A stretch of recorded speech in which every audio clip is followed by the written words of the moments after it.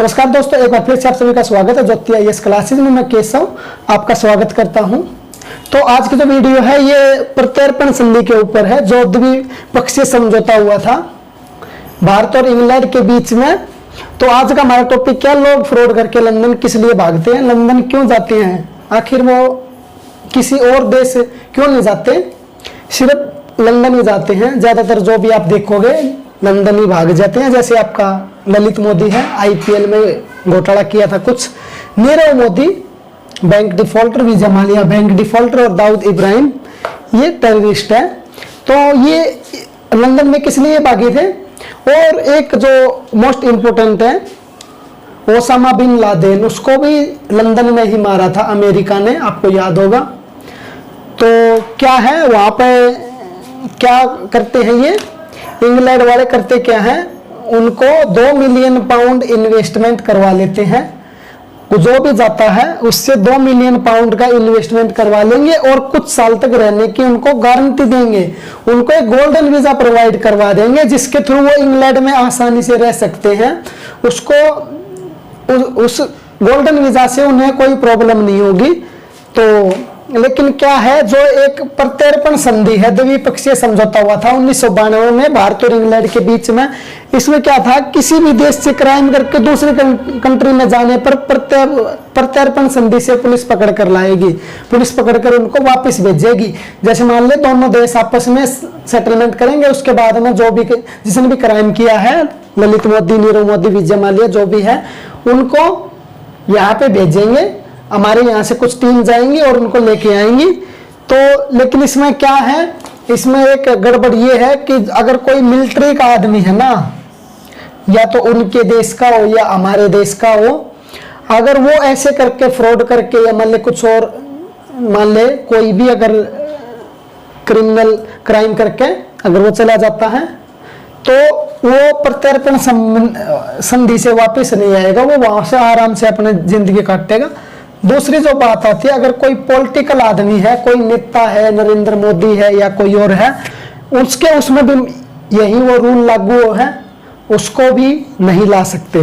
तो फिर किसको ला सकते हैं, इनसे अलावा जो भी बच गया उनको ला सकते हैं।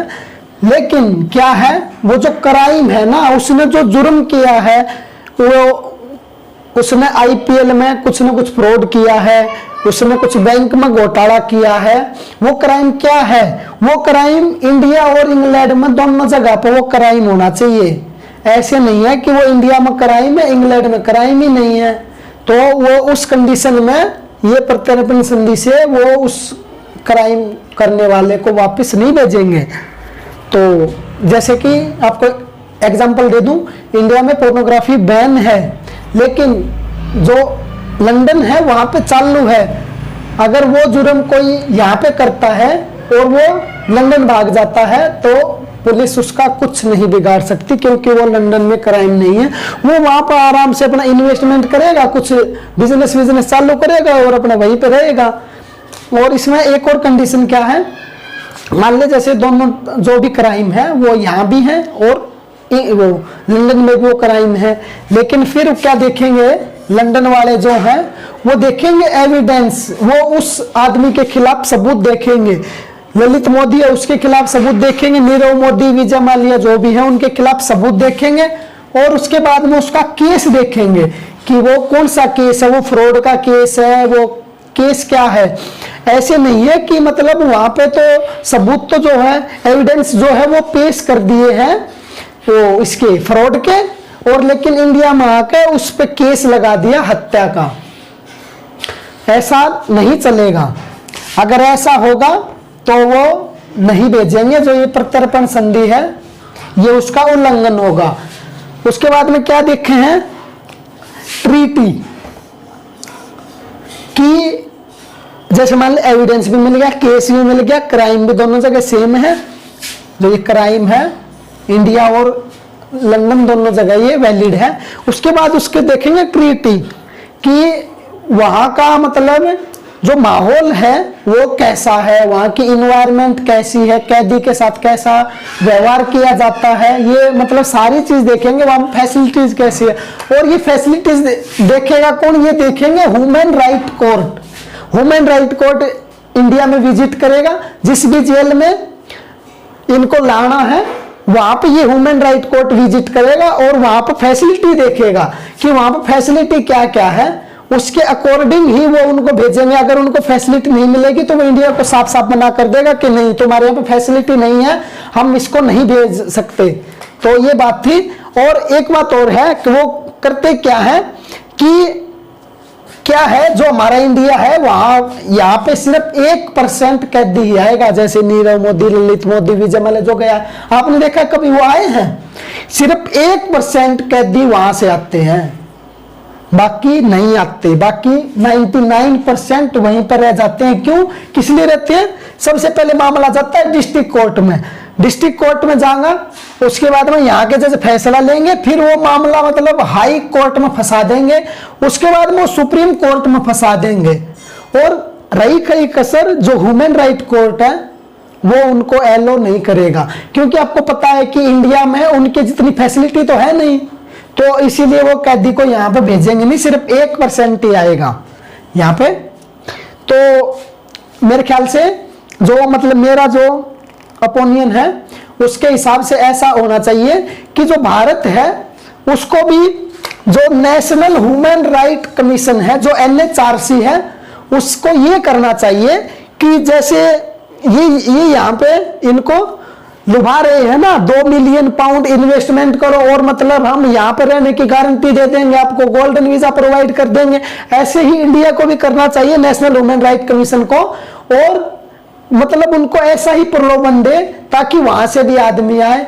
मैं गारंटी देता हूं 2-4 साल में इतना ज्यादा फर्क पड़ जाएगा, उसके बाद में वो सभी को छोड़ेंगे। वो आपका ललित मोदी, नीरव मोदी, विजय माल्या, उनको ना जब वो पता वो चलेगा ना कि ऐसे ऐसे कर दिया इंडिया वालों ने, तो वो अपने आप कैदी को छोड़ेंगे। वो उनको वहां पर आराम से नहीं वो बैठाएंगे, वो वहां पर होटल में मजे ले रहे हैं और यहाँ पे ये बैंक वाले अपने परेशान हो रहे हैं, इतने इतने हजार 10-10 हजार करोड़ का घोटाला कर दिया।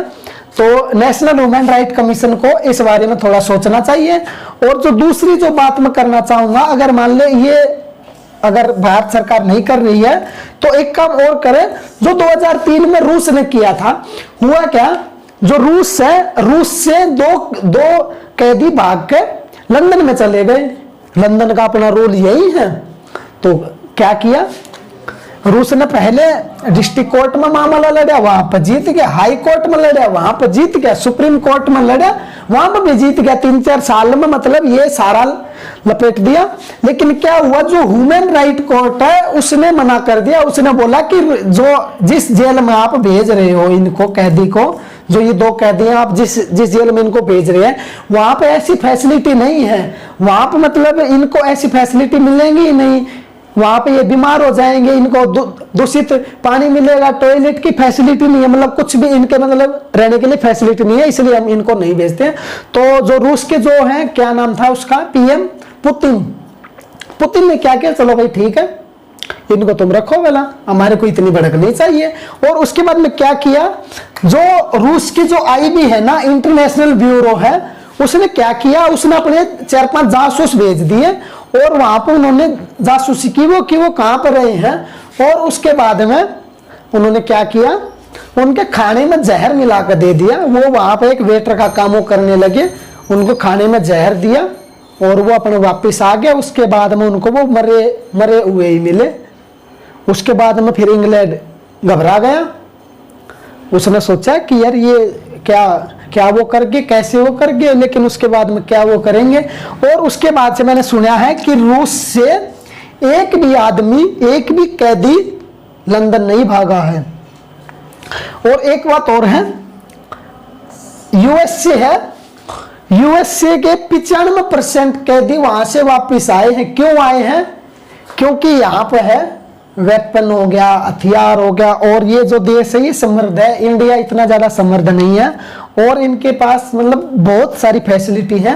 और इंग्लैंड इससे डरता है, इंग्लैंड है USA से डरता है, इसीलिए 95% कैदी इसके वापस आ रहे हैं। लेकिन इंडिया का सिर्फ 1% आ रहा है। अगर ये काम कर दे तो मैं गारंटी देता हूं 92% कैदी हैं वो इंडिया वापस आएंगे, ज्यादा बेशक आ जाए, इतने कैदी आएंगे। लेकिन अभी जो रेशियो है ये क्या है, मतलब कुछ है ही नहीं यार। 1% कैदी है वो भारत आ रहे हैं।